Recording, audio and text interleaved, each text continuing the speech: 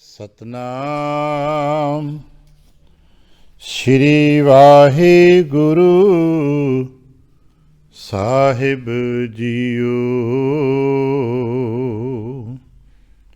ਵਾਹਿਗੁਰੂ ਜੀ। ਮਹੱਲਾ ਤੀਜਾ। ਏਹਾ ਕਾਇਆ ਰੋਗ ਭਰੀ, ਬਿਨ ਸ਼ਬਦੈ ਦੁਖ ਹਉਮੈ ਰੋਗ ਨਾ ਜਾਏ।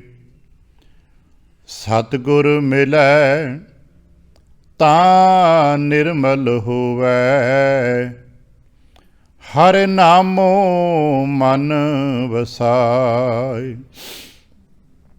ਏਹਾ ਕਾਇਆ ਰੋਗ ਭਰੀ, ਬਿਨ ਸ਼ਬਦੈ ਦੁਖ ਹਉਮੈ ਰੋਗ ਨਾ ਜਾਏ। ਸਤਿਗੁਰ ਮਿਲੈ ਤਾਂ ਨਿਰਮਲ ਹੋਵੈ, ਹਰਿ ਨਾਮੋ ਮਨ ਵਸਾਇ। ਨਾਨਕ ਨਾਮ ਧਿਆਇਆ ਸੁਖ ਦਾਤਾ, ਦੁਖ ਵਿਸਰਿਆ ਸਹਿਜ ਸੁਭਾਇ। ਨਾਨਕ ਨਾਮ ਧਿਆਇਆ ਸੁਖ ਦਾਤਾ, ਦੁਖ ਵਿਸਰਿਆ ਸਹਿਜ ਸੁਭਾਇ। ਵਾਹਿਗੁਰੂ ਜੀ ਕਾ ਖਾਲਸਾ, ਵਾਹਿਗੁਰੂ ਜੀ ਕੀ ਫਤਿਹ। ਸਤਿਗੁਰੂ ਪਾਤਸ਼ਾਹ ਸਾਹਿਬ ਜੀ ਦੇ ਪਾਵਨ ਦਰਬਾਰ ਦੀਆਂ ਹਾਜ਼ਰੀਆਂ ਭਰਦਿਆਂ ਗੁਰੂ ਪਾਤਸ਼ਾਹ ਸਾਹਿਬ ਜੀ ਦੇ ਆਪਣੇ ਹੀ ਨਿਜ ਪਾਵਨ ਸਰੂਪ ਸ਼ਬਦ ਨਾਲ ਚਿੱਤ ਲਾ ਕੇ ਜਦ ਆਪ ਸਾਵਧਾਨ ਤੇ ਇਕਾਗਰ ਚੀਤ ਹੋਏ ਜੁੜ ਮਿਲ ਬੈਠੇ ਹੋ, ਪਾਤਸ਼ਾਹ ਗੁਰਦੇਵ ਜੀ ਦੀਆਂ ਬੇਅੰਤ ਮਹਿਰਹਿਮਤਾਂ ਤੇ ਵਡਿਆਈਆਂ ਜੋ ਸਤ ਸੰਗਤ ਵਿੱਚ ਸਦਾ ਵਰਤਦੀਆਂ ਨੇ, ਆਪ ਉਹਨਾਂ ਦੇ ਸਾਂਝੀ ਤੇ ਧਾਰਨੀ ਹੋਇਓ। ਕਿਰਪਾਲਤਾ ਕਰਨਾ, ਆਪਣੇ ਨਿਰਮਲ ਹਿਰਦੇ 'ਚੋਂ ਅਰਦਾਸ ਕਰਨਾ ਜੋ ਗੁਰੂ ਪਾਤਸ਼ਾਹ ਸਾਹਿਬ ਜੀ ਰਹਿਮਤ ਕਰਨ। ਪਾਵਨ ਸ਼ਬਦ ਦੀ ਵਿਚਾਰ, ਬੋਲਣ ਦਾ ਤਾਣ ਅਤੇ ਵਿਚਾਰ ਦਾ ਪ੍ਰਵਾਹ ਬਖਸ਼ਣ। ਇੱਕ ਵਾਰ ਆਸੀਸ ਦਿੰਦੇ ਆ, ਅੰਮ੍ਰਿਤ ਦ੍ਰਿਸ਼ਟੀ ਪਾ ਕੇ ਜਪਣਾ ਜੀ ਸਤਨਾਮ ਸ਼੍ਰੀ ਵਾਹਿਗੁਰੂ। ਗਰੀਬ ਨਿਵਾਸ ਘਟ ਘਟ ਕੇ ਵਾਸੀ ਸ਼੍ਰੀ ਅਕਾਲ ਪੁਰਖ ਵਾਹਿਗੁਰੂ ਜੀ ਦਾ ਕੋਟਾਨ ਕੋਟ ਸ਼ੁਕਰਾਨਾ, ਜੋ ਸੱਚੇ ਪਾਤਸ਼ਾਹ ਸਾਹਿਬ ਜੀ ਨੇ ਕਿਰਪਾ ਕੀਤੀ, ਸੰਪੂਰਨ ਰਹਿਣ ਆਪਣੇ ਪਿਆਰ ਤੇ ਭਾਣੇ ਵਿੱਚ ਬਤੀਤ ਕਰਾਈ ਹੈ। ਅੰਮ੍ਰਿਤ ਵੇਲੇ ਦੀ ਜਾਗ ਬਖਸ਼ਿਸ਼ ਕੀਤੀ ਤੇ ਇਸ ਵਕਤ ਆਪਣੇ ਹੀ ਪਾਵਨ ਦਰਬਾਰ ਦੀ ਹਾਜ਼ਰੀ ਭਰਨ ਦਾ ਸੁਭਾਗ ਬਖਸ਼ਿਆ।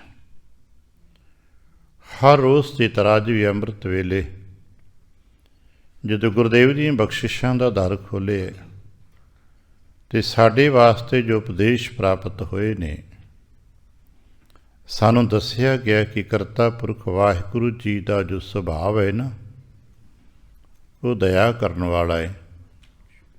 ਅਤੇ ਜਦੋਂ ਵਾਹਿਗੁਰੂ ਜੀ ਦਇਆ ਕਰਦੇ ਨੇ ਤਾਂ ਫਿਰ ਕੀ ਹੁੰਦਾ ਜੀ? ਫਿਰ ਜਿਸ ਉੱਤੇ ਦਇਆ ਹੁੰਦੀ ਉਹਦੇ ਦੁੱਖ ਮਿਟ ਜਾਂਦੇ ਨੇ। ਦਇਆ ਕਰਨੰ ਦੁੱਖ ਹਰਣੰ। ਇਸ ਕਰਕੇ ਉਹ ਦਇਆ ਪ੍ਰਾਪਤ ਹੋ ਸਕੇ ਕੀ ਕਰੀਏ?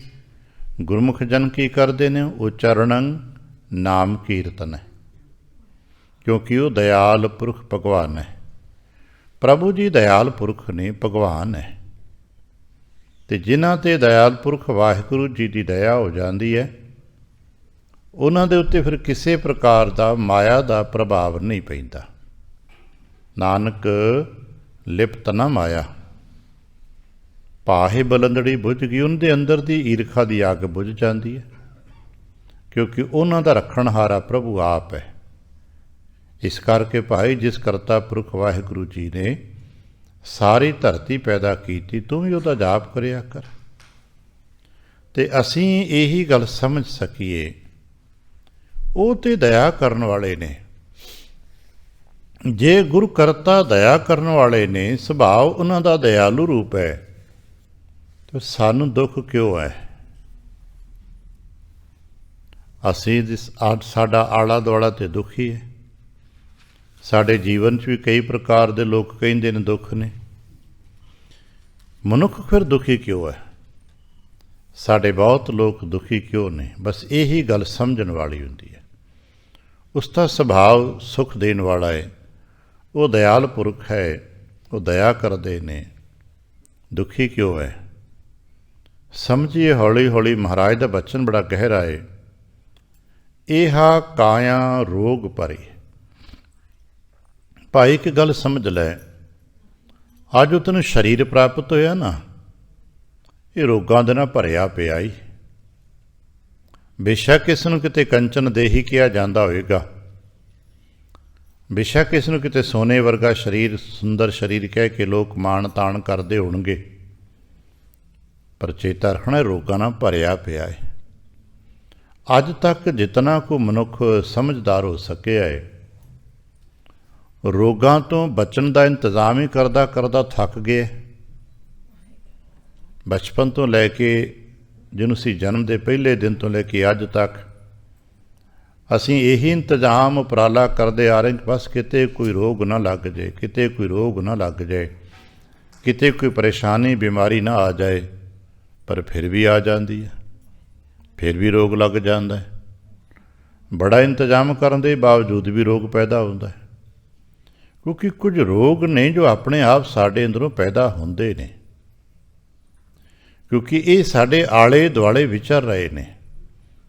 ਜਿਵੇਂ ਹਿਕਮਤ ਵਾਲੇ ਕੀ ਸਮਝਾਉਂਦੇ ਨੇ, ਜਿਹਨੂੰ ਆਪਾਂ ਡਾਕਟਰੀ ਅੱਜ ਕੱਲ੍ਹ ਕਹਿੰਦੇ ਹਾਂ, ਡਾਕਟਰ ਹੀ ਸਮਝਾਉਂਦੇ ਨੇ ਕਿ ਭਾਈ ਸਾਵਧਾਨ ਰਿਹਾ ਕਰੋ, ਹਵਾ ਦੇ ਵਿੱਚ ਵੀ ਵਾਇਰਸ ਹੈ ਜੀ, ਜੋ ਉਪਰੇ ਥਾਂ ਨੂੰ ਹੱਥ ਲਾਓਗੇ ਤਾਂ ਵਾਇਰਸ ਹੈ ਜੀ, ਉਪਰੇ ਲੋਕਾਂ ਨੂੰ ਮਿਲੇਗੇ ਤਾਂ ਵਾਇਰਸ ਹੈ ਜੀ, ਹਰ ਵਕਤ ਵਾਇਰਸ ਵਾਇਰਸ ਵਾਇਰਸ, ਚਾਰ ਸਫੇਰੇ ਤੁਹਾਡੇ ਵਾਇਰਸ ਹੈ। ਤੁਸੀਂ ਕੀ ਕਰੋਗੇ? ਆਪਣਾ ਨੱਕ ਮੂੰਹ ਬੰਨ੍ਹ ਕੇ ਰੱਖੋ ਭਾਈ, ਹੱਥ ਧੋ ਕੇ ਰੱਖੋ, ਜਿਤਨਾ ਕੋ ਆਪਣੇ ਆਪ ਨੂੰ ਪ੍ਰੋਟੈਕਟ ਕਰ ਸਕਦੇ ਹੋ ਕਰ ਲਓ। ਆ ਵੇਖਿਆ ਨਾ, ਲੋਕਾਂ ਨੇ ਮੂੰਹ 'ਤੇ ਵੀ ਸ਼ੀਲਡਾਂ ਪਾਈਆਂ, ਕੱਪੜਿਆਂ 'ਤੇ ਵੀ ਸ਼ੀਲਡਾਂ ਪਾਈਆਂ। ਇਲਾਜ ਕਰਨ ਵਾਲੇ ਜਿਹਨੂੰ ਆਪਾਂ ਨਰਸ ਤੇ ਡਾਕਟਰਸ ਕਹਿੰਦੇ ਨੇ, ਵਿਚਾਰੇ ਸਾਰੇ ਪਲਾਸਟਿਕ ਨਾਲ ਭਰੇ ਪਏ ਨੇ, ਸਾਹ ਲੈਣ ਤੱਕ ਜੋਗਾ ਥਾਂ ਨਹੀਂ ਮਿਲਦਾ ਉਹਨਾਂ ਨੂੰ, ਫਿਰ ਵੀ ਰੋਗ ਲੱਗ ਜਾਂਦਾ ਹੈ। ਇੰਨਾ ਇੰਤਜ਼ਾਮ ਕਰਨ ਦੇ ਬਾਵਜੂਦ ਵੀ ਮਨੁੱਖ ਨੂੰ ਫਿਰ ਰੋਗ ਲੱਗਦਾ ਹੈ। ਅਜੇ ਬਾਹਰੋਂ ਇੰਤਜ਼ਾਮ ਸਾਡੇ ਕੋਲ ਬਹੁਤ ਨੇ, ਅਤੇ ਚੇਤਾ ਰੱਖਣਾ ਫਿਰ ਅੰਦਰੂਨੀ ਜੀਵਨ 'ਚ ਕਿੰਨੇ ਕੋਈ ਇੰਤਜ਼ਾਮ ਸਾਡੇ ਕੋਲ, ਉਹਦੇ 'ਤੇ ਸਾਨੂੰ ਸਮਝ ਹੀ ਕੋਈ ਨਹੀਂ। ਅਜੇ ਤਾਂ ਇਹ ਸਾਰਾ ਕੁਝ ਸਰੀਰਕ ਤੌਰ 'ਤੇ ਅਤੇ ਬਾਹਰੀ ਤੌਰ 'ਤੇ ਜੋ ਅਸੀਂ ਦੇਖ ਸਕਦੇ ਹਾਂ, ਕਰ ਸਕਦੇ ਹਾਂ, ਕਰ ਰਹੇ ਹਾਂ, ਫਿਰ ਵੀ ਰੋਗ ਲੱਗਦਾ ਹੈ। ਅਤੇ ਜੇ ਅੰਦਰੂਨੀ ਜਿਹਦੀ ਗੱਲ ਇੱਥੇ ਬੈਠ ਕੇ ਹੁੰਦੀ ਹੈ, ਆਪਣੇ ਅੰਦਰੂਨੀ ਪੱਖ ਦੀ, ਉਹਦਾ ਤਾਂ ਸਾਨੂੰ ਪਤਾ ਹੀ ਕੁਝ ਨਹੀਂ, ਸਾਡਾ ਕੀ ਹਾਲ ਹੈ, ਸਾਡਾ ਆਲਾ ਦੁਆਲਾ ਕਿਹੋ ਜਿਹਾ। ਅਤੇ ਗੁਰਬਾਣੀ ਵਿੱਚ ਜਦੋਂ ਵੀ ਕਾਇਆ ਦੀ, ਤਨ ਦੀ ਬਹੁਤੀ ਗੱਲ ਚੱਲਦੀ ਹੈ, ਉਹ ਸਾਡੇ ਅੰਦਰੂਨੀ ਉਸ ਪੱਖ ਦੀ ਗੱਲ ਹੁੰਦੀ ਹੈ ਜਿਸ ਨੂੰ ਅਸੀਂ ਵੇਖ ਨਹੀਂ ਪਾ ਰਹੇ, ਜੋ ਸੂਖਸ਼ਮ ਨਾਲ ਸੰਬੰਧ ਰੱਖਦਾ, ਜੋ ਦੇਖਿਆ ਨਹੀਂ ਜਾ ਪਾ ਰਿਹਾ, ਪਰ ਹੈਗਾ ਏ। ਹੁਣ ਉਹਦੇ ਆਲੇ ਦੁਆਲੇ ਕਿੰਨੇ ਰੋਗ ਹੋਣਗੇ?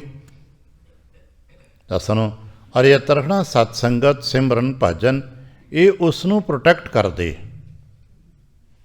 ਅੱਜ ਜਿਵੇਂ ਡਾਕਟਰਾਂ ਹਸਪਤਾਲਾਂ ਦੇਖੋ ਨਾ, ਆ ਇੱਥੇ ਅਸੀਂ ਆਹ ਇੰਤਜ਼ਾਮ ਕਰਤਾ, ਆਹ ਇੰਤਜ਼ਾਮ ਕਰਤਾ, ਦੇਖੋ ਜੀ ਇੰਨਾ ਏਰੀਆ ਅਸੀਂ ਆਪਣੇ ਤਰੀਕੇ ਨਾਲ ਬਚਾ ਲਿਆ, ਸਾਫ ਸੁਥਰਾ ਕਰ ਲਿਆ। ਮਹਾਰਾਜ ਵੀ ਕਹਿੰਦੇ ਨੇ, ਭਾਈ ਤੇਰੇ ਰੋਗਾਂ ਤੋਂ ਬਚਣ ਦਾ ਇੰਤਜ਼ਾਮ ਅਸੀਂ ਕੀਤਾ ਹੈ, ਅਸੀਂ ਵੀ ਤੇਰੇ ਆਲੇ ਦੁਆਲੇ ਕਾਰ ਰਾਮ ਦੇ ਨਾਮ ਦੀ ਲੇਖਾ ਖਿੱਚੀ, ਜੇ ਤੂੰ ਬਾਹਰ ਨਹੀਂ ਜਾਏਗਾ ਤੇ ਬਚਿਆ ਰਹੇਗਾ। ਕਿਉਂਕਿ ਜੇ ਅੰਦਰ ਦੇ ਰੋਗ ਨੇ ਨਾ, ਉਹ ਦਿਸਦੇ ਨਹੀਂ। ਉਹਨਾਂ ਰੋਗਾਂ ਨੂੰ ਅਸੀਂ ਸਭ ਤੋਂ ਵੱਡਾ ਰੋਗ ਚਹਾਉਮੇ ਦਾ ਰੋਗ ਕਹਿੰਦੇ ਹਾਂ। ਉਹਦੇ ਨਾਲ ਫਿਰ ਕਾਮ, ਕ੍ਰੋਧ, ਲੋਭ, ਮੋਹ, ਹੰਕਾਰ, ਬੜੀ ਲੰਬੀ ਚੇਨ ਹੈ। ਇਹਨਾਂ ਦੇ ਸਾਰਿਆਂ ਦੇ ਫਿਰ ਕਈ ਅਲੱਗ-ਅਲੱਗ ਪੱਖ ਨੇ। ਵਿਦਵਾਨਾਂ, ਦਾਰਸ਼ਨਿਕ ਲੋਕਾਂ ਨੇ ਤੇ ਜੋ 5 ਰੋਗ ਨੇ, ਕਈਆਂ 5 ਤੇ ਕਈਆਂ 8 ਤੱਕ ਪੱਖ ਵਰਤ ਲਏ ਨੇ, ਬੜੀ ਦੂਰ ਤੱਕ।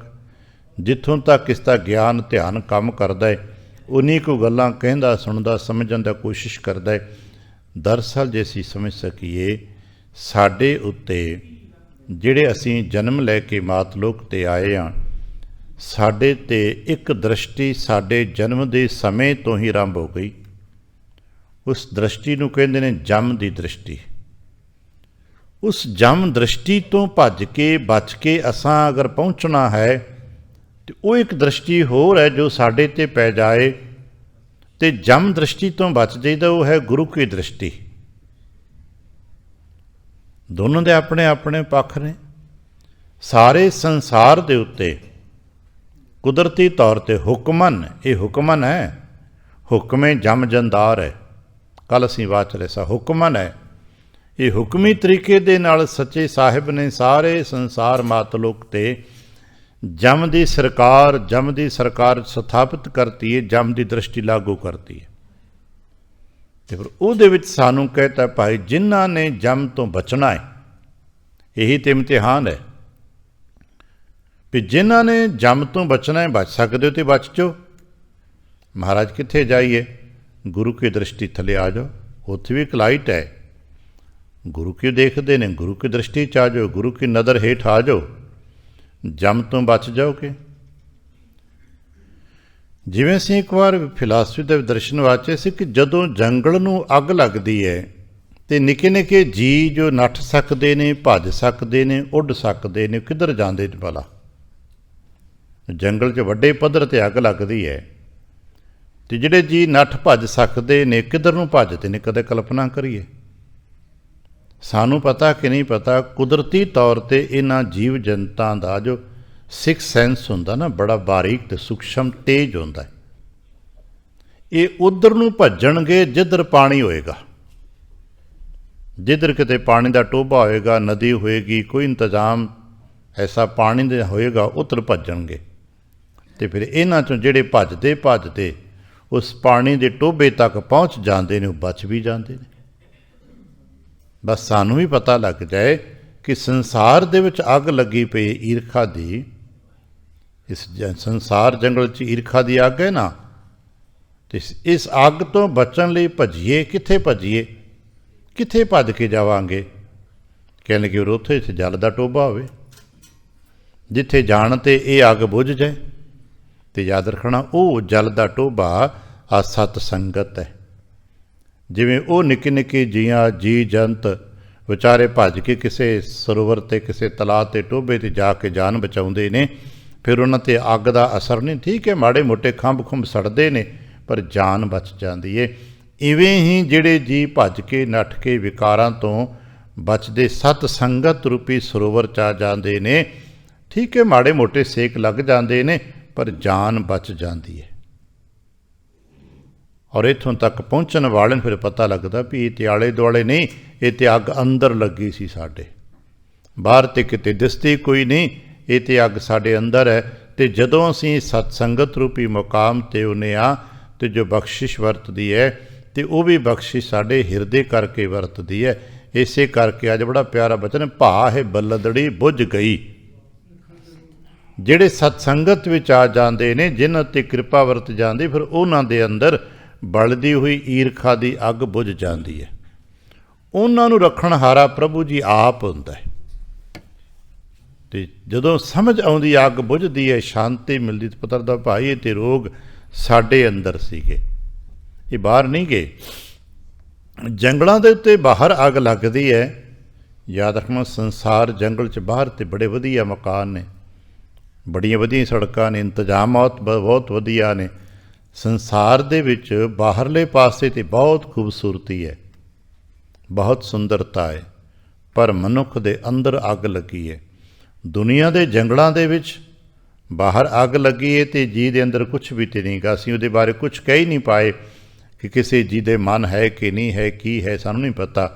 ਪਰ ਜੰਗਲ 'ਚ ਅੱਗ ਲੱਗਦੀ, ਸਮੇਂ ਸਮੇਂ ਗਾਹੇ ਬਗਾਹੇ ਨਹੀਂ ਤਾਂ ਅਖਬਾਰਾਂ 'ਚ ਪੜ੍ਹਦੇ ਸੁਣਦੇ ਆ ਵੀ ਜੰਗਲ ਨੂੰ ਅੱਗ ਲੱਗ ਗਈ, ਜੰਗਲ ਨੂੰ ਅੱਗ ਲੱਗੀ, ਜਿਹਨੂੰ ਦਾਵਾ ਨਾਲ ਕਹਿੰਦੇ ਨੇ। ਇਹ ਰੋਗ ਭਰਿਆ ਹੋਇਆ ਸਾਡਾ ਤਨ ਹੈ, ਸਾਡਾ ਅੰਦਰ ਰੋਗਾਂ ਨਾਲ ਭਰਿਆ ਪਿਆ ਹੈ। ਤੇ ਰੋਗ ਕਿਹੜੇ? ਸਭ ਤੋਂ ਵੱਡਾ ਰੋਗ ਹੈ ਹਉਮੈ ਦਾ ਰੋਗ। ਪਾਵਨ ਬਾਣੀ 'ਚ ਪੜ੍ਹਿਆ ਹੋਣਾ ਹੈ, ਹਉਮੈ ਰੋਗ ਮਾਨੁਖ ਕੋ ਦੀਨਾ। ਸਾਨੂੰ ਹਉਮੈ ਦਾ ਰੋਗ ਮਿਲਿਆ ਕੁਦਰਤੀ ਤਰੀਕੇ ਦੇ ਨਾਲ। ਇੱਕ ਥਾਂ ਜ਼ਿਕਰ ਹੋਰ ਵੀ ਕੀਤਾ ਹੈ ਕਿ ਮਨੁੱਖ ਦੇ ਨਾਲ ਨਾਲ ਜਿਤਨੇ ਜੀਵ ਜੰਤ ਨੇ ਨਾ, ਭ੍ਰਿੰਗ, ਪਤੰਗ, ਕੁੰਚਰ, ਏਕ ਦੋਖ ਵਿਨਾਸ਼। ਭ੍ਰਿੰਗ ਦੇ ਵਿੱਚ ਵੀ ਇੱਕ ਰੋਗ ਹੈ ਭਾਈ, ਉਹਨੂੰ ਅੱਜ ਭ੍ਰਿੰਗੀ ਹੁੰਦੇ ਨੇ, ਉਹਨਾਂ ਨੂੰ ਦੇਖਣ ਦਾ, ਪਤੰਗ ਭ੍ਰਿੰਗ ਨੂੰ ਸੁਣਨ ਦਾ, ਪਤੰਗੇ ਨੂੰ ਦੇਖਣ ਦਾ ਰੋਗ ਹੈ ਨਾ। ਇਹ ਸਾਰਿਆਂ ਨੂੰ ਇੱਕ ਇੱਕ ਰੋਗ ਹੈ। ਭ੍ਰਿੰਗ, ਪਤੰਗ, ਕੁੰਚਰ, ਹਾਥੀ ਨੂੰ ਇੱਕ ਰੋਗ ਹੈ। ਕਿਸ ਨੂੰ ਸੁਣਨ ਦਾ ਬਹੁਤ ਚਸਕਾ ਹੈ, ਕਿਸ ਨੂੰ ਦੇਖਣ ਦਾ, ਕਿਸ ਨੂੰ ਸਪਰਸ਼ ਦਾ। ਲੇਕਿਨ ਪੰਚ ਦੋਖ ਅਸਾਧ ਜਾਵੇਂ ਕਿਆ ਤਾਂ ਕੀ ਕੇਤਕ ਆਸ। ਸਾਡੇ ਵਿੱਚ ਇਹ ਸਾਰੇ ਰੋਗ ਨੇ, ਸਾਡੀ ਆਸ ਕਿੰਨੀ ਕੁ ਕਰੋਗੇ? ਇਹ ਰੋਗ ਸਾਡੇ ਅੰਦਰ ਭਰੇ ਪਏ ਨੇ। ਇਹਨਾਂ ਅੰਦਰਲੇ ਰੋਗਾਂ ਨੂੰ ਅਸਾਂ ਨੇ ਮਿਟਾਉਣਾ ਹੈ, ਅਸੀਂ ਰੋਗਾਂ ਤੋਂ ਬਚਣਾ ਹੈ। ਇਹਾ ਕਾਇਆ ਰੋਗ ਭਰੀ। ਇਹ ਰੋਗਾਂ ਨਾਲ ਭਰੀ, ਨੱਕੋ ਨੱਕ ਭਰੀ ਪਈ ਹੈ। ਸਾਡੇ ਅੰਦਰੂਨੀ ਪੱਖ ਨੂੰ ਕਿਤੇ ਜੇ ਕੋਈ ਗੁਰਮੁਖ ਜਨ ਦੇਖਦਾ ਹੈ ਨਾ, ਤੇ ਪਤਾ ਲੱਗਦਾ ਨੱਕੋ ਨੱਕ ਗਲ ਤੱਕ ਗਲ ਤਾਂ ਹੀ ਪਾਪ ਕਮਾਏ। ਅਸੀਂ ਨੱਕੋ ਨੱਕ ਭਰੇ ਪਏ ਹਾਂ। ਸਾਡੇ ਅੰਦਰ ਹਉਮੈ, ਈਰਖਾ, ਨਿੰਦਾ, ਚੁਗਲੀ, ਦੁਆਇਸ਼, ਪਤਾ ਨਹੀਂ ਕਿਤਨੇ ਜਨਮਾਂ ਤੋਂ ਭਰੇ ਪਏ ਨੇ। ਇੱਕ ਨਹੀਂ, ਇਸ ਮਨ ਕੋ ਜਨਮ ਜਨਮ ਕੀ ਮਲ ਲਾਗੀ, ਕਾਲਾ ਹੋਆ ਸਿਆਹ। ਜਨਮਾਂਤਰਾਂ ਦੇ ਰੋਗ ਸਾਡੇ 'ਤੇ ਲੱਗੇ ਨੇ, ਔਰ ਕਈਆਂ ਜਨਮਾਂ ਤੋਂ ਇਹ ਮੈਲ ਪਰਤ ਦਰ ਚੜ੍ਹਦੀ ਆ ਰਹੀ ਹੈ।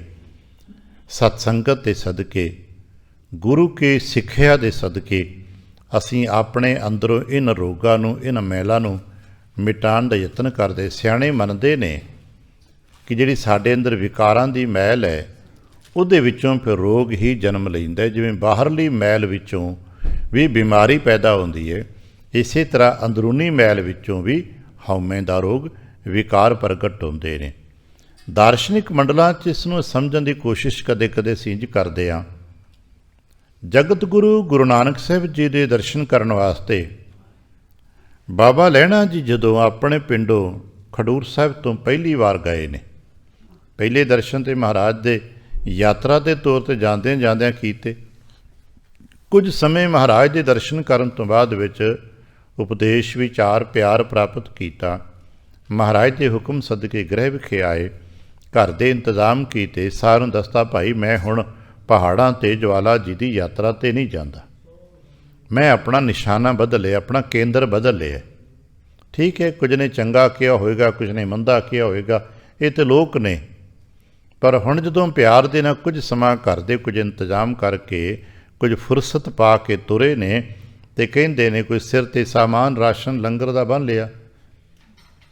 ਜਾ ਕੇ ਪਹੁੰਚੇ ਨੇ, ਅੱਗੋਂ ਮਾਤਾ ਸੁਲੱਖਣੀ ਜੀ ਦਰਸ਼ਨ ਹੋਏ। ਪੁੱਛੇ ਉਹਨੇ ਕਿ ਬਾਬਾ ਗੁਰੂ ਨਾਨਕ ਜੀ ਕਿੱਥੇ ਨੇ?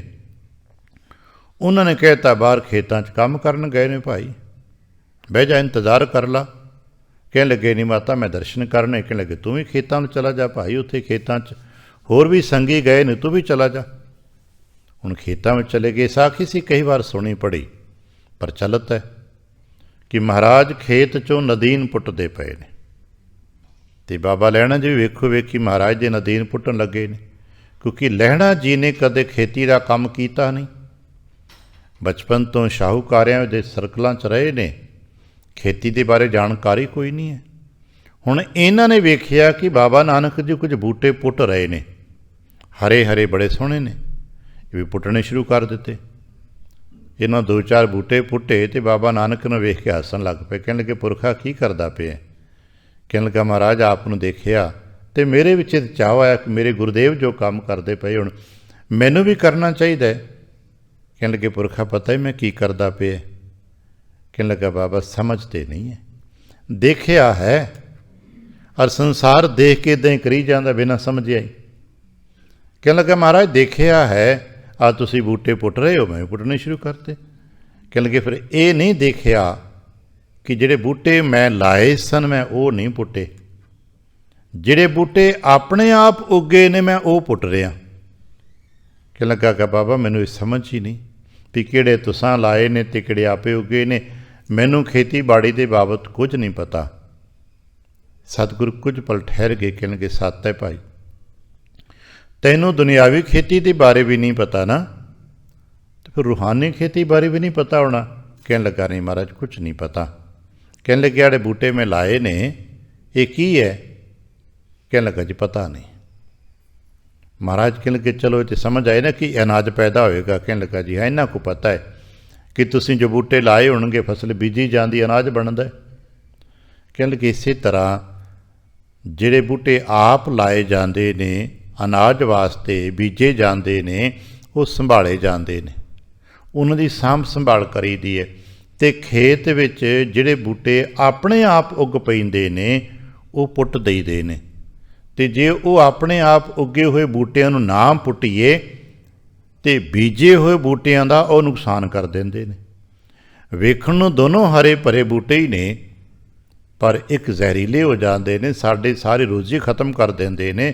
ਸਾਡਾ ਖਾਣ ਪੀਣ ਦਾ ਪ੍ਰਬੰਧ ਮੁੱਕ ਜਾਏਗਾ ਜੇ ਇਹਨਾਂ ਨੂੰ ਪੁੱਟਿਆ ਨਾ। ਤੇ ਕਹਿਣ ਲੱਗਾ ਬਾਬਾ ਫਿਰ ਇਹ ਆਪਣੇ ਆਪ ਉੱਗਦੇ ਨੇ, ਇਹਨਾਂ ਨੂੰ ਕਿਸੇ ਬੀਜਿਆ ਨਹੀਂ ਹੈ। ਅਤੇ ਅੱਜ ਤੱਕ ਸਾਨੂੰ ਪਤਾ ਹੈ ਕਿ ਨਦੀਨ ਕਿਸੇ ਬੀਜਿਆ ਤਾਂ ਹੈ ਹੀ ਨਹੀਂ। ਆ ਜਿਹੜੇ ਵਡੇਰੇ ਬਜ਼ੁਰਗਾਂ ਨੇ ਖੇਤੀਆਂ ਬਾੜੀਆਂ ਕੀਤੀਆਂ ਨੇ ਉਹਨਾਂ ਨੂੰ ਪਤਾ ਹੈ ਕਿ ਨਦੀਨ ਤਾਂ ਕਿਸੇ ਬੀਜਿਆ ਹੀ ਨਹੀਂ, ਪਰ ਉੱਗਦਾ ਹਮੇਸ਼ਾ ਹੈ। ਹਰ ਸਾਲ ਦਰ ਸਾਲ ਹੋ ਗਏ, ਸਾਡੀ ਪੁਸ਼ਤਾਂ ਖਤਮ ਹੋ ਗਈਆਂ ਖੇਤਾਂ 'ਚੋਂ ਨਦੀਨ ਪੁੱਟਦੇ ਆ ਕਣਕਾਂ 'ਚੋਂ। ਆ ਹੁਣ ਕਿਤੇ ਸੱਜੇ ਖੱਬੇ ਜਾ ਕੇ ਦੇਖੀਏ, ਹੁਣ ਵੀ ਕਵਾਹੀ ਜੋਤੀ ਕਰਨ ਵਾਲੇ ਆ ਕਣਕ ਦੇ ਵਿੱਚੋਂ ਤਮਾਮ ਪ੍ਰਕਾਰ ਦੇ ਖਰਪਤਵਾਰ ਨੇ, ਨਦੀਨ ਨੇ, ਉਹ ਪੁੱਟ ਰਹੇ ਨੇ, ਸਪਰੇਅ ਕਰ ਰਹੇ ਨੇ, ਦਵਾਈਆਂ ਪਾ ਰਹੇ ਨੇ। ਪੁੱਛੇ ਕਿ ਨਦੀਨ ਮੁੱਕ ਜਾਂਦਾ ਹੈ? ਕਹਿਣ ਲੱਗੇ ਨਹੀਂ, ਸਾਲ ਦਰ ਸਾਲ ਦਵਾਈਆਂ ਪਾਉਣੀਆਂ ਪੈਂਦੀਆਂ, ਹਰ ਸਾਲ ਆਏ ਸਾਲ। ਇਹ ਪਤਾ ਨਹੀਂ ਕਿੱਥੋਂ ਉੱਗਦਾ ਹੈ, ਆਪਣੇ ਆਪ ਉੱਗਦਾ ਹੈ, ਬਹੁਤ ਵੱਡੀ ਮਾਤਰਾ 'ਚ ਉੱਗਦਾ ਹੈ।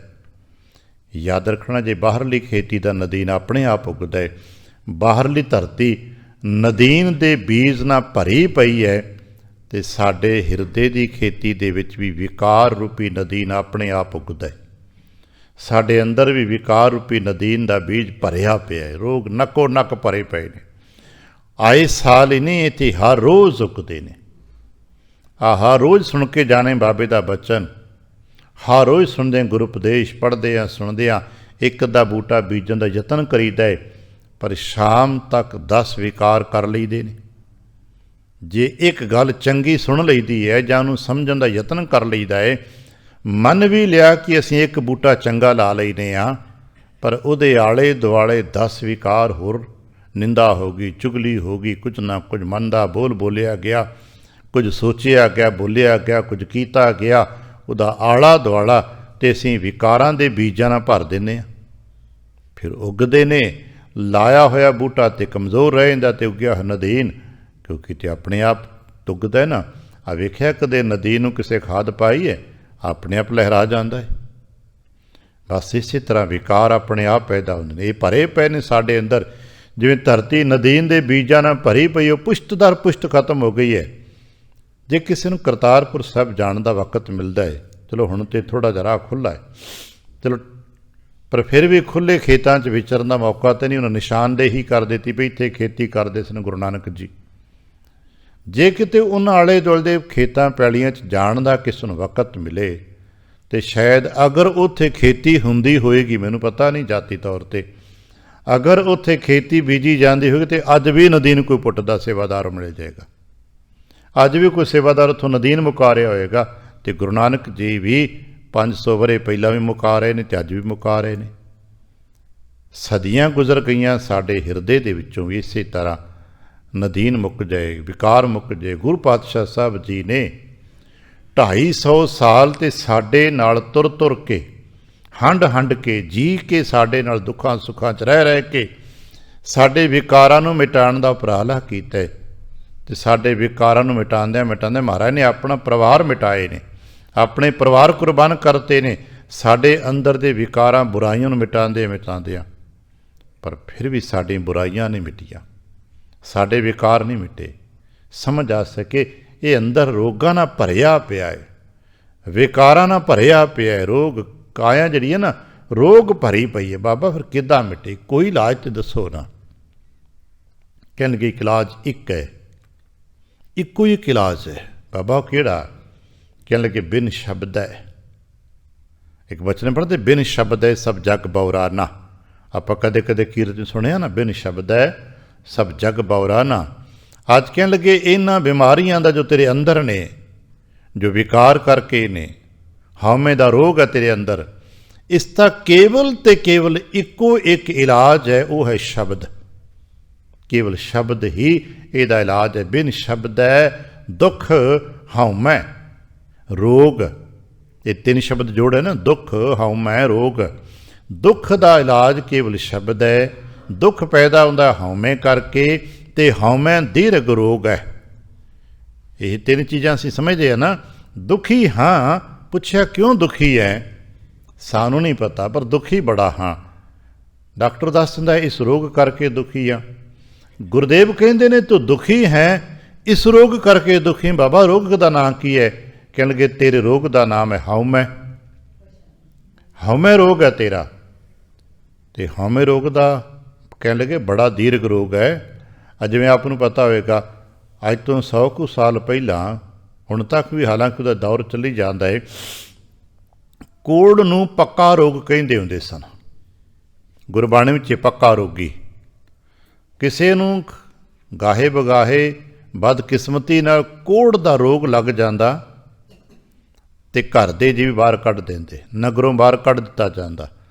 ਕੁਸ਼ਟ ਆਸ਼ਰਮ ਉਦੋਂ ਟਾਵੇਂ ਟਾਵੇਂ ਪੰਚਮ ਪਾਤਸ਼ਾਹ ਸਾਹਿਬ ਜੀ ਨੇ ਸਭ ਤੋਂ ਪਹਿਲੇ ਕੋੜੀ ਆਸ਼ਰਮ ਬਣਾਉਣ ਦੀ ਪਿਰਤ ਪਾਈ ਸ਼੍ਰੀ ਤਰਨ ਤਾਰਨ ਸਾਹਿਬ ਤੋਂ, ਵੀ ਇਹ ਵੀ ਆ ਰੱਬ ਦੇ ਜੀ ਨੇ, ਰੋਗੀ ਹੋ ਗਏ ਤੇ ਕੀ ਹੋ ਗਿਆ, ਸੁੱਟੋ ਨਹੀਂ, ਰੋਟੀ ਪਾਣੀ ਦਾ ਇੰਤਜ਼ਾਮ ਕਰ ਦਿਓ, ਪਰ ਇੱਕ ਦਾਇਰੇ ਵਿੱਚ ਰਹਿਣਗੇ, ਉਹ ਬਾਹਰ ਨਹੀਂ ਜਾਣਗੇ। ਕੁੜੀ ਆਸ਼ਰਮ ਬਣਾਤੇ, ਕਮ ਸੇ ਕਮ ਰੋਟੀ ਪਾਣੀ ਦਾ ਪ੍ਰਬੰਧ ਹੋ ਜਾਂਦਾ, ਪਰ ਇਲਾਜ ਕੋਈ ਨਹੀਂ ਸੀ ਇਹਦਾ। ਲੋਕ ਡਰਦੇ ਸਨ, ਇਹਨੂੰ ਛੂ ਲਿਆ ਤੇ ਮੈਨੂੰ ਨਾ ਕਿਤੇ ਹੋ ਜਾਏ। ਲੋਕ ਦੂਰੋਂ ਰੋਟੀ ਰੱਖ ਕੇ ਮੁੜ ਜਾਂਦੇ ਸਨ। ਪੱਕਾ ਰੋਗ ਸੀ ਭਾਈ। ਮਹਾਰਾਜ ਕਹਿਣ ਲੱਗੇ ਉਹਦਾ ਇਲਾਜ ਤੇ ਫਿਰ ਵੀ ਹੋ ਜਾਂਦਾ।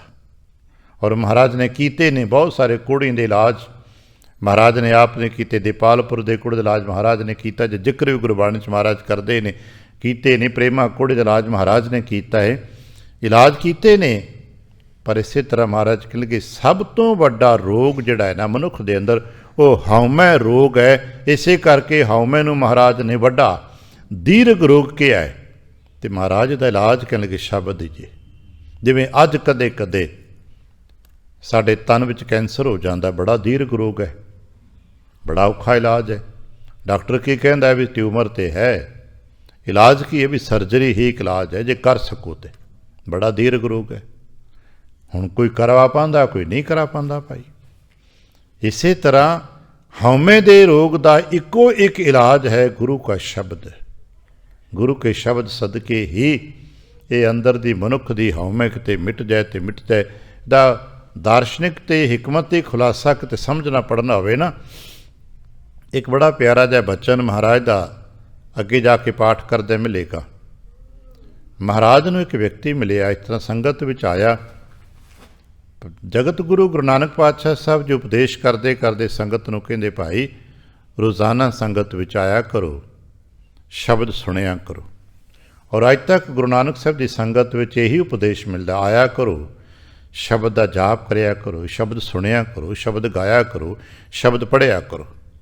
ਭਾਈ ਕੋਈ ਕਿਤਨਾ ਪੜ੍ਹਦਾ ਹੈ, ਕੋਈ ਕਿਤਨਾ ਗਾਉਂਦਾ, ਅਲੱਗ ਅਲੱਗ ਹੈ, ਪਰ ਗਾਇਆ ਕਰੋ, ਸ਼ਬਦ ਸੁਣਿਆ ਜ਼ਰੂਰ ਕਰੋ। ਉਹਨੇ ਸਮਝਿਆ, ਸੁਣਿਆ। ਜਦੋਂ ਕੋਈ ਫੁਰਸਤ ਹੁੰਦੀ, ਜੋ ਦੂਸਰਾ ਪਹਿਰ ਹੁੰਦਾ ਸਾਡਾ, ਬਿਲਾਵਲ ਦੀ ਚੌਂਕੀ ਤੋਂ ਬਾਅਦ ਦਾ ਕੁਝ ਸਮਾਂ ਹੁੰਦਾ ਜੋ ਗੱਲਬਾਤ ਕੀਤੀ ਜਾ ਸਕਦੀ ਸੀ।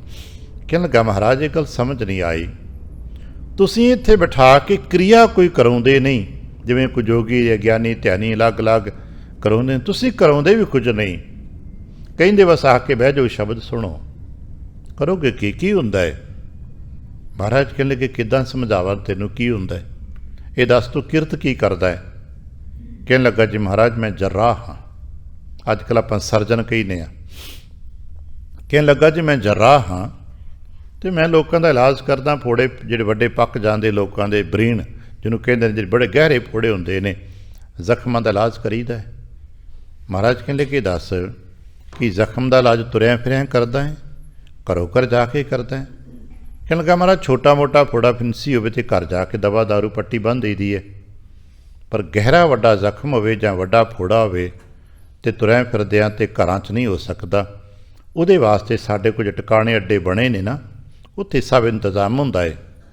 ਰੋਗੀ ਨੂੰ ਉੱਥੇ ਲਿਆਈਦਾ, ਉੱਥੇ ਆਪਣੇ ਇੰਤਜ਼ਾਮ 'ਤੇ ਪਾ ਕੇ ਉਹਦੇ ਜ਼ਖਮ ਦੇ ਵਿੱਚ ਚੀਰਾ ਲਗਾਈਦਾ। ਚੀਰਾ ਲੱਗਣ ਦੇ ਨਾਲ ਉਹਦੇ ਅੰਦਰ ਦਾ ਜੋ ਗੰਦਾ ਖੂਨ ਹੁੰਦਾ ਕੱਢ ਦਿੱਤਾ ਜਾਂਦਾ, ਮਵਾਦ ਗੰਦਾ ਖੂਨ ਕੱਢ ਦੇ, ਜਿਵੇਂ ਅੱਜ ਵੀ ਸਰਜਨ ਕਰਦੇ ਨੇ।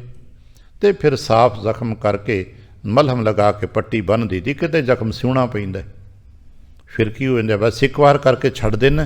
ਕਹਿਣ ਲੱਗਾ ਨਹੀਂ ਮਹਾਰਾਜ, ਜ਼ਖਮ ਦੀ ਗਹਿਰਾਈ ਅਤੇ ਉਹਦੀ ਪੁਰਾਤਨਤਾ ਦੇ ਮੁਤਾਬਕ ਹੀ 2 4 10 ਦਿਨ ਕਦੇ ਕਦੇ ਮਹੀਨਾ ਪੱਟੀਆਂ ਕਰਨੀਆਂ ਪੈਂਦੀਆਂ ਨੇ, ਬਾਰ-ਬਾਰ ਉਹਨੂੰ ਬੁਲਾਉਣਾ ਪੈਂਦਾ। ਮਹਾਰਾਜ ਕਹਿਣ ਲੱਗੇ ਇਸੇ ਤਰ੍ਹਾਂ ਅਸੀਂ ਚੂੰਕਿ ਤੂੰ ਸਰੀਰ ਦਾ ਇਲਾਜ ਕਰਦਾ, ਅਸੀਂ ਸਰੀਰ ਦਾ ਇਲਾਜ ਨਹੀਂ ਕਰਦੇ, ਅਸੀਂ ਤੁਹਾਡੇ ਅੰਦਰ ਦਾ ਇਲਾਜ ਕਰਦੇ ਹਾਂ। ਕਹਿੰਦੇ ਕਿ ਕੀ ਕਰਦੇ ਹੋ? ਕਹਿਣ ਲੱਗੇ ਤੁਸੀਂ ਵੀ ਤੇ ਬੁਲਾ ਕੇ ਉਹਦੀ ਚੀਰਾ ਲਗਾ ਕੇ ਗੰਦਾ ਖੂਨ ਕੱਢ ਦਿੰਦੇ ਹੋ ਨਾ? ਕਹਿਣ ਲੱਗੇ ਜੀ ਹਾਂ। ਮਹਾਰਾਜ ਕਹਿਣ ਲੱਗੇ ਅਸੀਂ ਵੀ ਜਿਹੜੇ ਇੱਥੇ ਬੈਠੇ ਹੁੰਦੇ ਨਾ, ਵਿਚਾਰ ਦੇ ਨਸ਼ਤਰ ਦੇ ਨਾਲ ਇਹਨਾਂ ਦੇ ਅੰਦਰੋਂ ਲਾਲਚ ਕੱਢ ਦਿੰਦੇ ਹਾਂ। ਬੜਾ ਪਿਆਰਾ ਬਚਨ ਕਦੇ ਪਾਠ ਕਰਦੇ ਪੜ੍ਹਦੇ, ਸੱਚ ਕੀ ਕਾਤੀ ਸੱਚ ਸਭ ਸਾਰ, ਘਾੜਤ ਤਿਸਕੀ ਅਪਰ ਅਪਾਰ, ਤਿਸਕਾ ਕੁੱਠਾ ਹੋਵੇ ਸ਼ੇਖ, ਲੋਹੂ ਲੱਭ ਨਿਕੱਥਾ ਦੇਖ। ਕੁੱਠਾ ਕਹਿੰਦੇ ਨੇ ਚੀਰ ਦੇਣਾ, ਕੱਟ ਦੇਣਾ। ਤੁਸੀਂ ਆਪਣੇ ਨਸ਼ਤਰ ਦੇ ਨਾਲ ਉਹਨਾਂ ਦੇ ਜ਼ਖਮਾਂ 'ਤੇ ਚੀਰਾ ਦਿੰਦੇ ਹੋ ਅਤੇ ਗੰਦਾ ਖੂਨ ਮਵਾਦ ਕੱਢ ਕੇ ਸਾਫ਼ ਸੁਥਰਾ ਕਰਕੇ ਮਲਹਮ ਲਗਾ ਕੇ ਬੰਨ੍ਹ ਦਿੰਦੇ ਹੋ। ਅਸੀਂ ਸੱਚ ਦੇ ਵਿਚਾਰ ਨਸ਼ਤਰ ਦੇ ਨਾਲ ਅਗਲੇ ਦੇ ਹਿਰਦਾ ਚੀਰ ਦਿੰਦੇ ਹਾਂ, ਵਿੱਚੋਂ ਗੰਦਾ ਲੋਭ ਲਾਲਚ ਕੱਢਦੇ। ਇੱਥੇ ਬੈਠੇ ਮਿਟਦਾ ਕੀ ਸਾਡੇ ਅੰਦਰੋਂ? ਲੋਭ ਲਾਲਚ ਮਿਟਦਾ ਹੈ, ਵਿਕਾਰ ਮਿਟਦੇ ਨੇ, ਬੁਰਾਈਆਂ ਮਿਟਦੀਆਂ ਨੇ। ਗੁਰੂ ਕੇ ਵਿਚਾਰ ਦੇ ਸਦਕੇ ਸਾਡੇ ਅੰਦਰ ਹਿਰਦੇ 'ਤੇ ਚੀਰ ਪੈਂਦਾ ਹੈ। ਸਿਆਣੇ ਕਹਿੰਦੇ ਨੇ ਸਤਿਗੁਰ ਸਾਚੇ ਸੁਰੰਬਾਹਿਆ ਬਾਨ ਜੋ ਏਕ, ਲਾਗਤ ਹੀ ਭੁੰਗਿਰ ਭਰਿਆ ਪਰਾ ਕਲੇਜੇ ਛੇਕ। ਕਲੇਜੇ ਛੇਕ ਪੈ ਜਾਂਦਾ ਸਿਆ ਜਿਹੜੇ ਪਿਆਰ ਨਾਲ ਸੁਣਦੇ ਨੇ। ਚੁੱਭਦੀ ਗੱਲ ਮਹਾਰਾਜ ਮੇਰੇ ਅੰਦਰ ਇੰਨੇ ਵਿਕਾਰ ਨੇ, ਮਹਾਰਾਜ ਮੈਨੂੰ ਖਿਮਾ ਕਰ ਦਿਓ।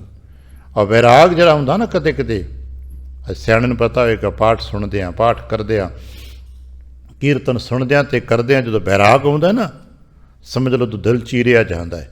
ਕਹਿਣ ਨੂੰ ਤਾਂ ਕੇਵਲ ਹੰਝੂ ਵਗਦੇ ਨੇ, ਪਰ ਕੇਵਲ ਉਹ ਹੰਝੂ ਨਹੀਂ ਹੁੰਦੇ, ਸਾਡੇ ਅੰਦਰਲੇ ਵਿਕਾਰਾਂ ਦੀ ਮੈਲ ਧੁੱਲ ਜਾਂਦੀ ਹੈ। ਸਿਆਣੇ ਮੰਨਦੇ ਨੇ ਕਿ ਜੋ 4 ਹੰਝੂ ਵੀ ਹਿਰਦੇ ਨੂੰ ਸਾਫ਼ ਕਰ ਜਾਂਦੇ ਨੇ। ਕਹਿਣ ਲੱਗੇ ਇਲਾਜ ਕੇਵਲ ਸ਼ਬਦ ਹੀ ਜੇ। ਅੱਜ ਵੀ ਇਲਾਜ ਸ਼ਬਦ ਹੈ, ਸਦੀਆਂ ਪਹਿਲਾਂ ਵੀ ਇਲਾਜ ਸ਼ਬਦ ਹੀ ਹੈ।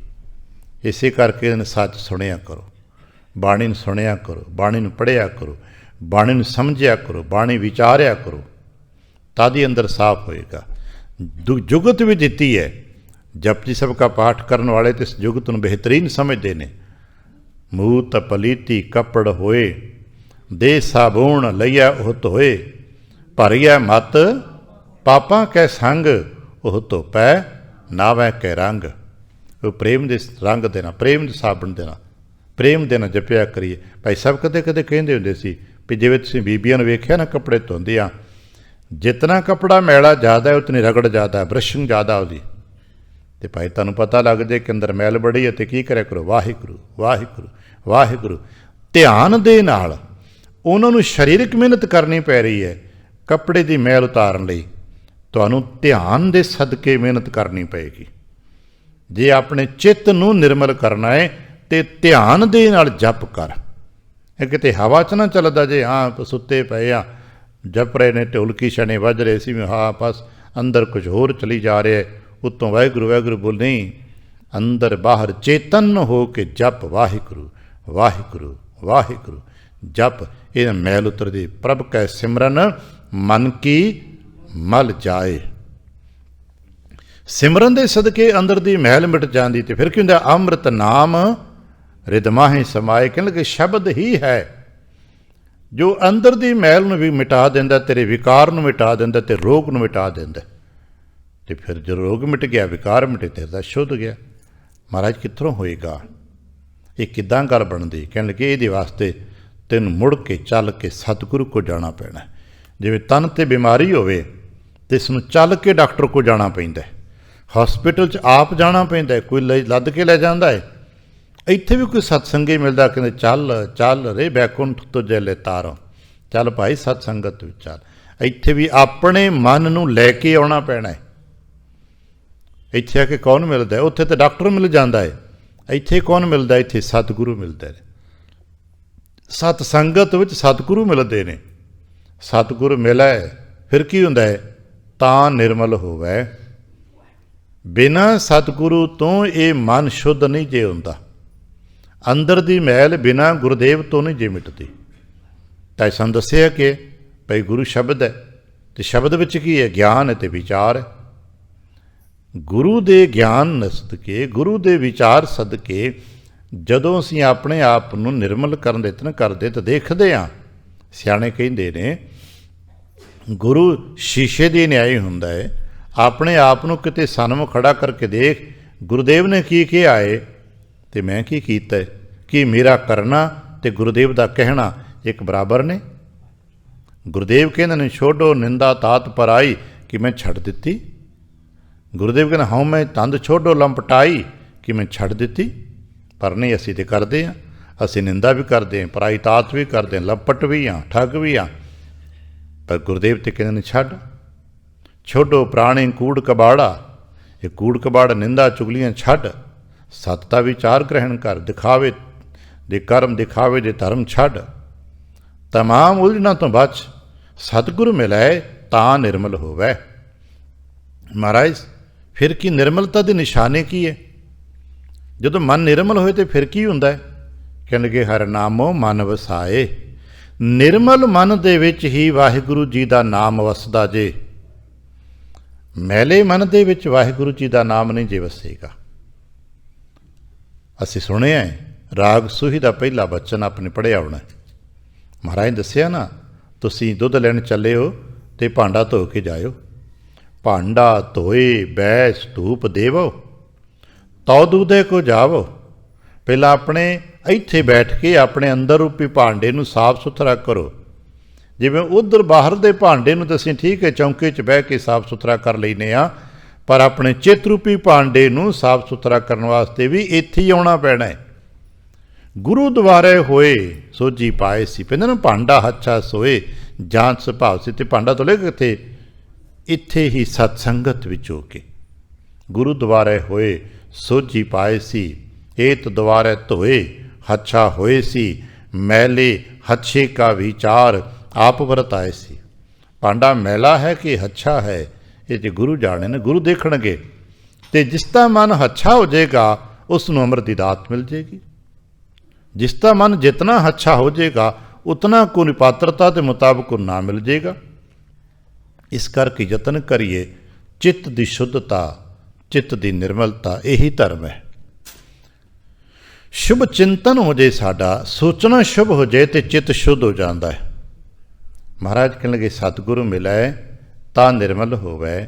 ਜਦੋਂ ਸਤਿਗੁਰੂ ਨੂੰ ਮਿਲੀਏ ਮਨ ਨਿਰਮਲ ਹੋ ਜਾਂਦਾ ਹੈ, ਚਿੱਤ ਸ਼ੁੱਧ ਹੋ ਜਾਏ ਨਾ, ਫਿਰ ਨਾਮ ਹਿਰਦੇ 'ਚ ਵਸ ਜਾਂਦਾ ਹੈ।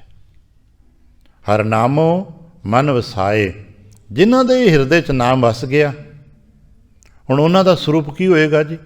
ਕਿੱਦਾਂ ਪਹਿਚਾਨ ਕਰਾਂਗੇ ਕਿੱਦਾਂ ਦੇ ਨਹੀਂ ਉਹ? ਮਹਾਰਾਜ ਕਹਿੰਦੇ ਨਾਨਕ ਨਾਮ ਧਿਆਇਆ ਸੁਖ ਦਾਤਾ। ਆਪਣਾ ਨਾਂ ਲੈਂਦੇ ਨੇ ਪਾਤਸ਼ਾਹ। ਜਦੋਂ ਵੀ ਤੇ ਤਰ੍ਹਾਂ ਸੰਬੋਧਨ ਵਿੱਚ ਕਿਸੇ ਤੁਕ ਦੇ ਪਹਿਲਾਂ ਨਾਨਕ ਸ਼ਬਦ ਆਉਂਦਾ ਤਾਂ ਉਹ ਸੰਬੋਧਨ ਵਾਚਕ ਹੁੰਦਾ ਹੈ। ਟੀਕਾਕਾਰੀ ਵਾਲੇ ਹੇ ਨਾਨਕ ਅਰਥ ਕਰ ਦਿੰਦੇ ਨੇ, ਪਰ ਅਸੀਂ ਇੰਨੇ ਵੱਡੇ ਨਹੀਂ ਕਿ ਪਾਤਸ਼ਾਹ ਦਾ ਨਾਂ ਲੈ ਕੇ ਕਹਿ ਸਕੀਏ। ਉਹਦਾ ਮਤਲਬ ਤੇ ਆਪਣੇ ਲਈ ਭਾਈ ਗੱਲ ਸੁਣ, ਜਿਹੜੇ ਵੀ ਸਤਿਗੁਰੂ ਨੂੰ ਮਿਲੇ, ਜਿਨ੍ਹਾਂ ਦਾ ਵੀ ਮਨ ਨਿਰਮਲ ਹੋਇਆ, ਉਹਨਾਂ ਪਤਾ ਕੀ ਕੀਤਾ ਹੈ? ਨਾਮ ਧਿਆਇਆ ਹੈ। ਉਹਨਾਂ ਨੇ ਇੱਕੋ ਹੀ ਕੰਮ ਕੀਤਾ, ਸੰਗਤ ਵਿੱਚ ਆ ਕੇ ਨਾਮ ਹੀ ਜਪਿਆ ਹੈ, ਨਾਮ ਹੀ ਧਿਆਇਆ ਹੈ, ਨਾਮ ਦੀ ਆਰਾਧਨਾ ਕੀਤੀ ਹੈ, ਨਾਮ ਦਾ ਹੀ ਆਧਾਰ ਲੈ ਲਏ। ਨਾਨਕ ਨਾਮ ਧਿਆਇਆ।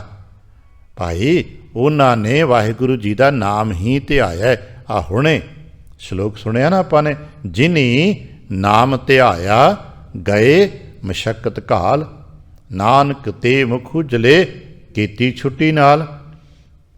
ਧੰਨ ਗੁਰੂ ਅੰਗਦ ਦੇਵ ਮਹਾਰਾਜ ਜੀ ਆਪਣੇ ਰਹੱਸ ਮੌਤ ਵਿੱਚ ਆਏ। ਜਗਤ ਗੁਰੂ ਨਾਨਕ ਕੀ ਹੈ ਕਿ ਨਾਨਕ ਸਤਿਗੁਰੂ ਹੀ ਦੂਸਰੇ ਮਹੱਲੇ ਦੇ ਰੂਪ ਵਿੱਚ ਹੋਰ ਗਹਿਰੇ ਸਾਨੂੰ ਉੱਚਾ ਲੈ ਗਏ। ਜੜ੍ਹਾਂ ਹੋਰ ਮਜ਼ਬੂਤ ਕਰਤੀਆਂ, ਹੋਰ ਵਿਸ਼ਾਲਤਾ ਦੇ ਦਿੱਤੀ ਸਾਨੂੰ, ਤੇ ਆਪਣੇ ਪੜ੍ਹਿਆ ਹੋਣਾ। ਇਸ ਸ਼ਲੋਕ ਵਿੱਚ ਮਹਾਰਾਜ ਨੇ ਇੱਕ ਛੋਟਾ ਜਿਹਾ ਸ਼ਬਦ ਹੋਰ ਜੋੜ ਦਿੱਤਾ। ਜਿਹਨੇ ਪਾਠ ਕੀਤਾ ਜਪਜੀ ਸਾਹਿਬ ਦੇ ਵਿੱਚ ਤੇ ਦੂਜੇ ਥਾਂ ਤੇ ਜਦੋਂ ਸ਼ਲੋਕ ਲਿਖਿਆ ਛੋਟਾ ਜਿਹਾ ਭੇਤ ਪਾ ਦਿੱਤਾ। ਉੱਥੇ ਲਿਖਤਾ ਜਿਨੀ ਨਾਮ ਧਿਆਇਆ ਗਏ ਮਸ਼ੱਕਤ ਘਾਲ, ਨਾਨਕ ਤੇ ਮੁਖੁਜਲੇ ਹੋਰ ਕੇਤੀ ਛੁੱਟੀ ਨਾਲ। ਜਦੋਂ ਬਲਵਾਨ ਹੋ ਗਿਆ ਤੇ ਇੱਥੇ ਆਪ ਤਰਦਾ ਹੈ, ਦੂਜਿਆਂ ਨੂੰ ਤਾਰਨ ਸਮਰੱਥ ਹੋ ਜਾਂਦਾ। ਪਹਿਲਾ ਵਿਅਕਤੀ ਆਪ ਤਰਦਾ ਹੈ, ਉਹ ਥੋੜ੍ਹਾ ਜਿਹਾ ਟ੍ਰੇਨਡ ਹੋ ਗਿਆ, ਮਜ਼ਬੂਤ ਹੋ ਗਿਆ, ਗਹਿਰਾ ਹੋ ਗਿਆ, ਸਮਝ ਆ ਗਈ ਜਲ ਦੀ ਗਹਿਰਾਈ ਦੀ, ਸਮਝ ਆ ਗਈ ਤਰਨ ਦੀ, ਤੇ ਫਿਰ ਦੂਜਿਆਂ ਨੂੰ ਤਾਰਨ ਲਈ ਸਮਰੱਥ ਹੋ ਜਾਂਦਾ ਹੈ। ਕਈਆਂ ਨੂੰ ਡੁੱਬਦਿਆਂ ਨੂੰ ਬਚਾਉਣ ਲੱਗ ਪੈਂਦਾ ਹੈ। ਇਵੇਂ ਗੁਰਮੁਖ ਆਰੰਭਤਾ ਵਿੱਚ ਜਪਦਿਆਂ ਜਪਦਿਆਂ ਤੇ ਕੇਵਲ ਆਪ ਹੀ ਤਰਦੇ ਆ। ਹੌਲੀ ਹੌਲੀ ਗੰਭੀਰਤਾ ਵੱਧ ਜਾਂਦੀ, ਚਿੱਤ ਦੀ ਸ਼ੁੱਧਤਾ ਤੇ ਨਿਰਮਲਤਾ ਵੱਧ ਜਾਂਦੀ ਹੈ। ਫਿਰ ਇੱਥੋਂ ਤੱਕ ਵੱਧ ਜਾਂਦਾ ਹੈ ਜਿਨ੍ਹਾਂ ਡਿੱਠਾ ਤਿਨਾਂ ਲੈ ਛਡਾਏ। ਫਿਰ ਜਿਹੜੇ ਗੁਰਮੁਖ ਦੀ ਸੰਗਤ ਕਰਦੇ ਨੇ, ਗੁਰਮੁਖ ਆਪ ਤਰਦੇ ਨੇ, ਕਈਆਂ ਨੂੰ ਤਾਰਦੇ ਨੇ। ਫਿਰ ਇੱਥੋਂ ਤੱਕ ਮਾਣ ਮਿਲਦਾ ਗੁਰਮੁਖਾਂ ਨੂੰ, ਭਗਤ ਜਨਾਂ ਕੇ 21 ਕੁਲ ਉਧਾਰੇ। 21 ਕੁਲਾਂ ਤਰ ਜਾਂਦੀਆਂ ਨੇ। ਕਿਤਨਾ ਜਿਤਨੀ ਭਗਤ ਤੇ ਵਡੱਪਣ ਹੈ, ਜਿਤਨੀ ਭਗਤ ਦੀ ਸ਼ੁੱਧਤਾ ਹੈ, ਜਿਤਨੀ ਉਹਦੀ ਵਡਿਆਈ ਹੈ। ਫਿਰ ਇੱਕ ਹੋਰ ਕਹਿੰਦੇ ਨੇ ਚਲੋ 21 ਕੁਲ ਵੀ ਗਿਣਤੀ ਹੋਏਗੀ, ਅਸੀਂ ਗਿਣਤੀ ਕਰ ਦਿਆਂਗੇ। ਮਹਾਰਾਜ ਕਹਿਣ ਲੱਗੇ ਨਹੀਂ, ਜਿਨ੍ਹਾਂ ਤੇ ਗੁਰੂ ਕਰਤੇ ਦੀ ਦ੍ਰਿਸ਼ਟੀ ਪੈ ਜਾਂਦੀ ਹੈ, ਜਿਹੜੇ ਪੂਰਨ ਗੁਰਮੁਖ ਹੋ ਜਾਂਦੇ ਨੇ, ਕੁਲਾਂ ਦੀ ਗੱਲ ਛੱਡੋ, ਜਿਨੇ ਡਿੱਠਾ ਤਿਨਾਂ ਲੈ ਛਡਾਏ। ਤਰੇ ਕੁਟੰਬ ਸੰਗ ਲੋਕ ਕੁੱਲ ਸਬਾਇਆ। ਉਹਨਾਂ ਗੁਰਮੁਖਾਂ ਦੀ ਸੰਗਤ ਵਿੱਚ ਜੋ ਆ ਜਾਂਦਾ ਹੈ ਸਭ ਤਰ ਜਾਂਦੇ ਨੇ, ਕਿਉਂਕਿ ਗੁਰਮੁਖ ਬੇੜੀ ਬਣਾ ਦਿੰਦੇ ਨੇ ਪਰਮੇਸ਼ਰ ਦੇ ਨਾਮ ਦੀ। ਕਹਿਣ ਲੱਗੇ ਨਾਨਕ ਨਾਮ ਧਿਆਇਆ ਸੁਖਦਾਤਾ। ਤੇ ਹੋਇਆ ਕਿ ਦੁੱਖ ਵਿਸਰਿਆ, ਦੁੱਖ ਭੁੱਲ ਹੀ ਗਿਆ। ਕਦੇ ਚੇਤੇ 'ਚ ਹੀ ਨਹੀਂ ਫਿਰ ਕਦੇ ਦੁੱਖ ਆਇਆ। ਅੱਜ ਸਾਡੇ ਚੇਤੇ 'ਚ ਕਦੇ ਸੁੱਖ ਨਹੀਂ ਆਇਆ। ਹਾਏ ਹਾਏ ਹਾਏ ਕਰਦਿਆਂ ਦਿਨ ਰਾਤ ਬੀਤਦੀ ਹੈ। ਆਪਣੇ ਆਪ ਨੂੰ ਕਦੇ ਦੇਖੀ ਕਿੰਨਾ ਕੁ ਅਸੀਂ ਸ਼ਾਂਤ ਸਹਿਜ ਅਡੋਲ ਅਵਸਥਾ 'ਚ ਰਹਿੰਦੇ ਹਾਂ, ਅਤੇ ਕਿਤਨਾ ਸਮਾਂ ਅਸੀਂ ਕਲਪਦੇ ਰਹਿੰਦੇ ਹਾਂ। ਆਪਣੇ ਇੱਕ ਦਿਨ 24 ਘੰਟਿਆਂ ਦਾ ਕਦੇ ਅਸੀਂ ਇਸ ਤਰ੍ਹਾਂ ਗ੍ਰਾਫ ਬਣਾਈਏ ਵੀ ਅਸੀਂ ਕਿਤਨੇ ਸਮੇਂ ਬਿਲਕੁਲ ਸ਼ੁੱਧ ਚਿੰਤਨ ਗੋਬਿੰਦ ਰਮਣ ਅਵਸਥਾ 'ਤੇ ਰਹੇ ਹਾਂ, ਬਿਲਕੁਲ ਨਿਊਟਰਲ ਰਹੇ ਹਾਂ। ਕਿਤਨਾ ਸਮਾਂ ਅਸੀਂ ਦੁਨੀਆ ਦੀ ਈਰਖਾ ਨਿੰਦਾ ਚੁਗਲੀ ਤੋਂ ਮੁਕਤ ਰਹੇ ਹਾਂ, ਅਤੇ ਕਿਤਨਾ ਸਮਾਂ ਸਾਨੂੰ ਕਿਸੇ ਨੇ ਟਾਰਚਰ ਕਰਨ ਦੀ ਕੋਸ਼ਿਸ਼ ਕੀਤੀ ਹੈ ਅਤੇ ਅਸੀਂ ਤਦ ਵੀ ਅਡੋਲ ਰਹੇ ਹਾਂ, ਅਤੇ ਕਿਤਨਾ ਸਮਾਂ ਕਲਪ ਕੇ ਗੁਜ਼ਾਰਿਆ ਹੈ। ਬਸ ਇਹੀ ਸਾਡੇ ਅੰਦਰ ਦਾ ਗ੍ਰਾਫ, ਸਾਡੇ ਅੰਦਰ ਦੀ ਪਹਿਚਾਣ ਬਣਾਉਂਦਾ। ਕਹਿਣ ਲੱਗੇ ਜਿਹੜੇ ਗੁਰਮੁਖ ਨੇ ਉਹਨਾਂ ਨੂੰ ਦੁੱਖ ਵਿਸਰਿਆ, ਸਹਿਜ ਸੁਭਾਏ, ਸਹਿਜ ਸੁਭਾਵਕ ਹੀ ਦੁੱਖ ਚੇਤੇ 'ਚੋਂ ਨਿਕਲ ਗਿਆ। ਦੁੱਖ ਹੈ ਹੀ ਨਹੀਂ, ਉਹ ਪਹੁੰਚ ਜਾਂਦੇ ਜੋ ਨਰ ਦੁੱਖ ਮੈਂ ਦੁੱਖ ਨਹੀਂ ਮਾਨੈ। ਦੁੱਖ ਹੁੰਦਾ ਆਲੇ ਦੁਆਲੇ ਪਰ ਮੰਨਦੇ ਨਹੀਂ। ਉਹ ਆਨੰਦ ਤਰਿੰਦ ਗੁਰਦੇਵ ਕਿਰਪਾ ਕਰਨ ਅਸੀਂ ਸਮਝ ਸਕੀਏ, ਕਰ ਸਕੀਏ। ਦਇਆ ਕਰਨੰ ਦੁੱਖ ਹਰਣੰ ਉਚਰਣੰ ਨਾਮ ਕੀਰਤਨ ਹੈ। ਦਇਆਲ ਪੁਰਖ ਭਗਵਾਨ ਹੈ, ਨਾਨਕ ਲਿਪਤ ਨਾ ਮਾਇਆ। ਤੇ ਫਿਰ ਕੀ ਹੁੰਦਾ, ਭਾ ਹੈ ਬਲੰਦੜੀ ਬੁੱਝ ਗਈ। ਅੱਗ ਬੁੱਝ ਜਾਂਦੀ ਹੈ ਤੇ ਸ਼ੀਤਲਤਾ ਠੰਡ ਵਰਤਣ ਦੀ ਭੁੱਲ ਚੁੱਕਦੀ ਖਿਮਾ। ਆਸੀਸ ਤੇ ਪਿਆਰ ਦਿੰਦੇ ਫਤਿਹ ਬੁਲਾਵਣਾ। ਵਾਹਿਗੁਰੂ ਜੀ ਕਾ ਖਾਲਸਾ, ਵਾਹਿਗੁਰੂ ਜੀ